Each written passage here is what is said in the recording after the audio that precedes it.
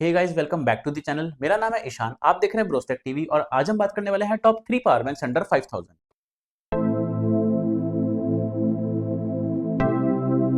मैंने मोस्टली अपनी लाइफ में एंड्रॉइड फोन यूज करा है, लेकिन अभी लास्ट ईयर ही मैंने एक आईफोन पे स्विच किया। इसके बाद से जो एक प्रॉब्लम मैंने सबसे ज्यादा फेस करी है वो है आईफोन का बैटरी इशू। क्योंकि नॉर्मली अगर मैं मेरे एंड्रॉइड फोन को सुबह चार्ज कर लूं तो उसके बाद शाम तक मेरा काम इजीली चल जाता है, लेकिन आईफोन के साथ वो केस नहीं है। मैं इसको सुबह चार्ज करके लेके जाता हूँ, लेकिन दिन में अगर थोड़ा सा भी काम कर लिया इस फोन के ऊपर तो इसकी बैटरी खत्म हो जाती है। स्पेशली अगर एडिटिंग कर ली तो बहुत तेजी से खत्म होती है। फिर मेरे साथ एक प्रॉब्लम ये थी कि मैंने आईफोन 13 लिया था और इसमें एक लाइटनिंग पोर्ट आता है चार्जिंग के लिए, जिसकी वजह से मुझे हमेशा इसका चार्जर साथ में लेके घूमना पड़ता था। और इससे बचने के लिए मैंने सोचा कि क्यों ना एक पावर बैंक खरीद लिया जाए। पर जब मैंने पावर बैंक लिया तो मुझे पावर बैंक की केबल लेके घूमना पड़ता था। अब जो मुझे फाइनल सॉल्यूशन मिला मेरी इस पूरी प्रॉब्लम का वो था एक मैगसेफ कंपैटिबल पावर बैंक, क्योंकि इसमें मुझे कोई एक्सटर्नल केबल की जरूरत नहीं है और मेरे फोन से इजीली कनेक्ट हो जाता है। अब आते हैं अपन पावर बैंक्स के ऊपर।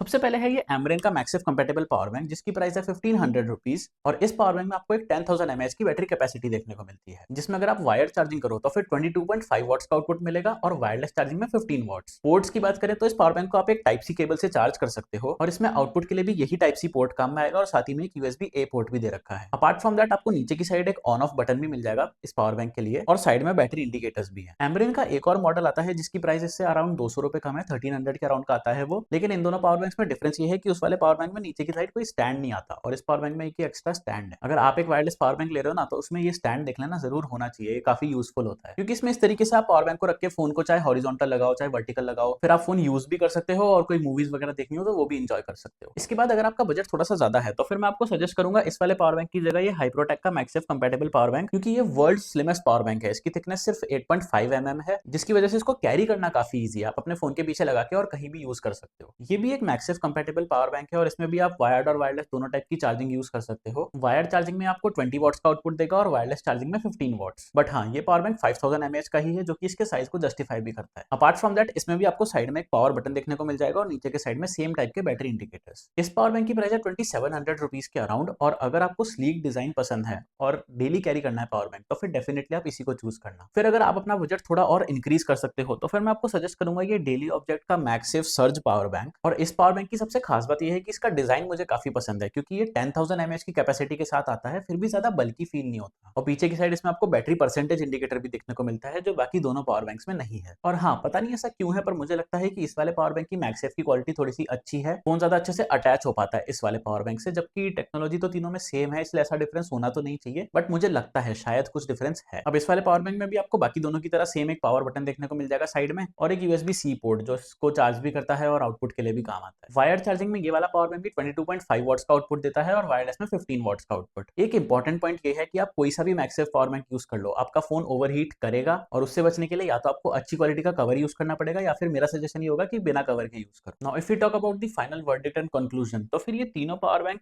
काफी अच्छे हैं।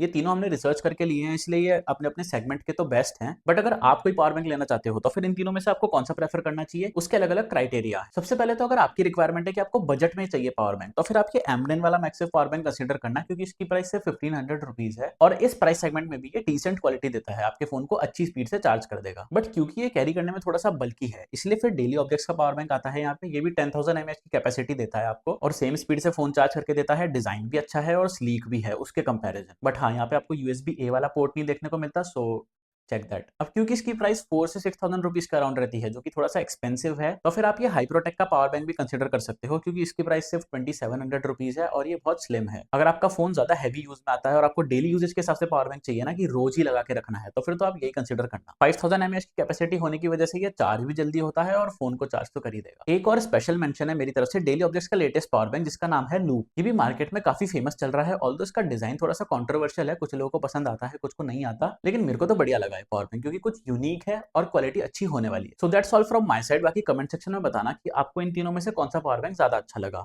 इन तीनों के लिंक्स आपको नीचे डिस्क्रिप्शन में मिल जाएंगे। बाकी अगर वीडियो अच्छा लगा हो तो इस वीडियो को लाइक करना, शेयर करना और चैनल को सब्सक्राइब करना मत भूलना। बाय।